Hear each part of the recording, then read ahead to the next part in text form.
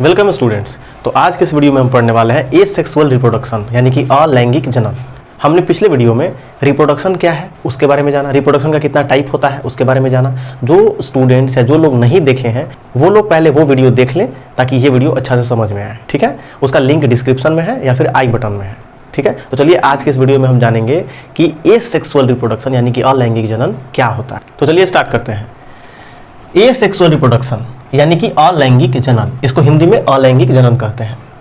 Asexual reproduction का भी दो टाइप होता है।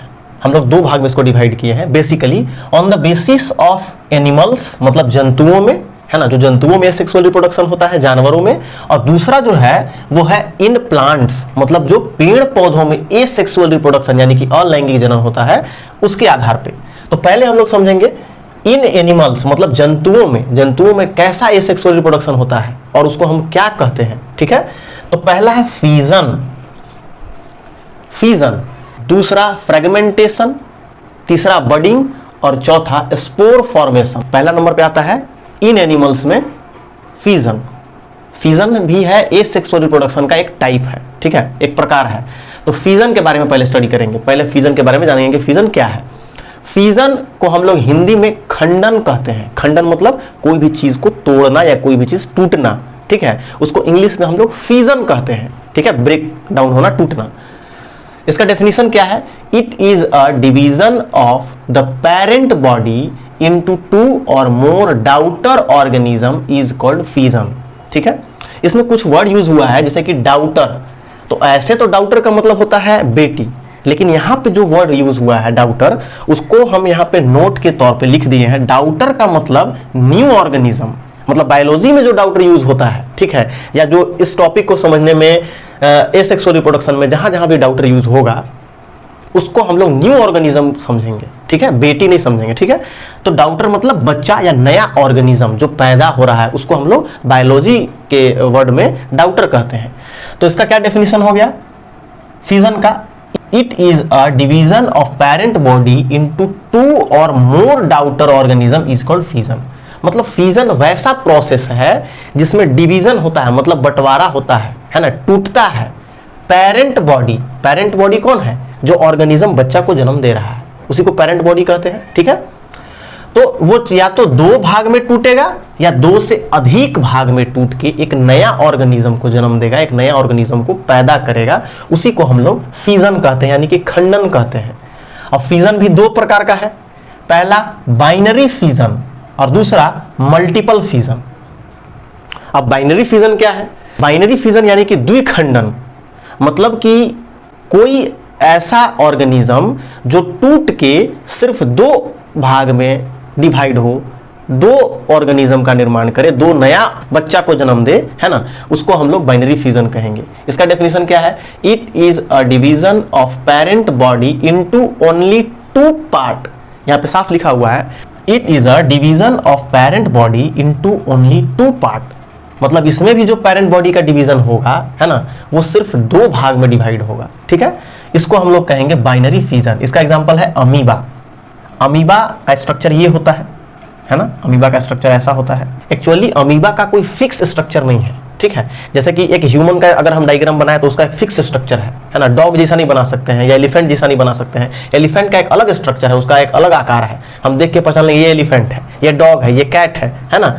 वैसे ही इसका जो अमीबा है, अमीबा का कोई फिक्स स्ट्रक्चर नहीं होता है, उसका कोई फिक्स्ड डायग्राम या चित्र नहीं है, इसलिए हम लोग इसको ऐसा डायग्राम बनाया है। जनरली ऐसा होता है अमीबा का ये फिगर। अमीबा ये है पेरेंट, यहाँ पे लिखा हुआ है पेरेंट, मतलब ये ऑर्गेनिज्म जो टूट के दो भाग में डिवाइड होने वाला है। ठीक है, अब अमीबा ये है। अब टूटने से पहले इसका अंदर का जो न्यूक्लियस है ये वाला, ये पहले दो भाग में डिवाइड होगा और लास्ट में दो अलग अलग ऑर्गेनिज्म, दो अलग अलग अमीबा में कन्वर्ट हो जाएगा, उसमें बदल जाएगा।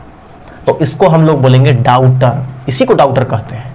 ठीक है, जो नया बच्चा जन्म लिया, जैसे कि एक ह्यूमन है, उसका एक नया बच्चा जो एकदम अभी जन्म लिया है, उसको हम लोग, या अभी पैदा हुआ, उसको हम लोग बोलेंगे डाउटर।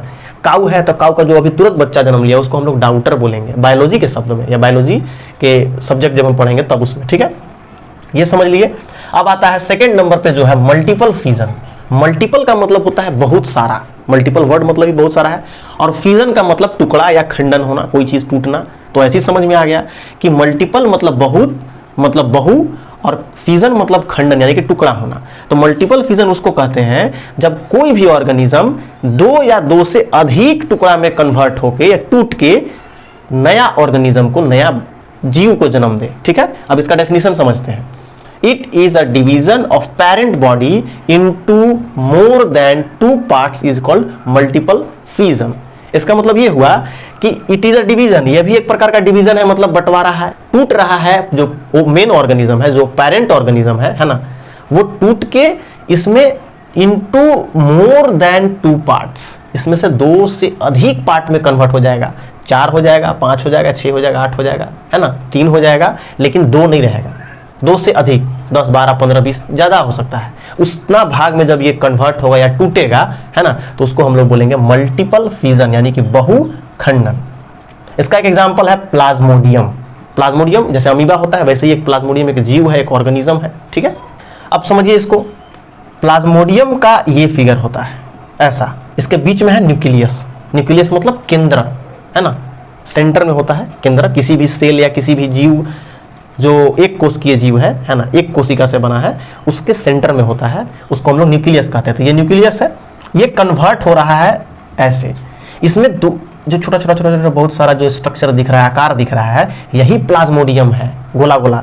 और यही जब नेक्स्ट स्टेप में, अगला स्टेप में, फाइनल स्टेप में, ये इसका जो लेयर है बाहर का प्लाज्मोडियम का, वो ब्रेक हो जाएगा, टूटेगा, फटेगा, है ना, और उसके बाद बहुत सारा प्लाज्मोडियम बाहर निकल जाएगा। और ये जो बहुत सारा प्लाज्मोडियम छोटा छोटा भी साइज में है, ये सब बड़ा होकर ग्रो करके कुछ दिन में या कुछ देर में बड़ा होकर साइज इसका, और बिल्कुल ऐसा स्ट्रक्चर में हो जाएगा, पहले जैसा स्ट्रक्चर। और फिर अगर मान लो इस प्लाज्मोडियम से 20 नया प्लाज्मोडियम का निर्माण हुआ या 20 नया टुकड़ा में कन्वर्ट हुआ, तो ये नया 20 प्लाज्मोडियम को जन्म दे दिया। अगर 30 प्लाज्मोडियम में कन्वर्ट हुआ, जैसे ये सब छोटा छोटा जो टुकड़ा दिख रहा है, वो अगर 30 ठो है या 40 ठो है, तो 40 नया प्लाज्मोडियम का निर्माण हो गया। ठीक है, तो इसमें इसीलिए हम लोग इसको बोले कि मल्टीपल फिजन, मतलब बहुत सारा फिजन होगा, बहुत सारा टुकड़ा होगा और उससे नया ऑर्गेनिज्म का निर्माण होगा। और बाइनरी फिजन में सिर्फ 2 टुकड़ा होगा और 2 ही नया ऑर्गेनिज्म का निर्माण होगा। ठीक है।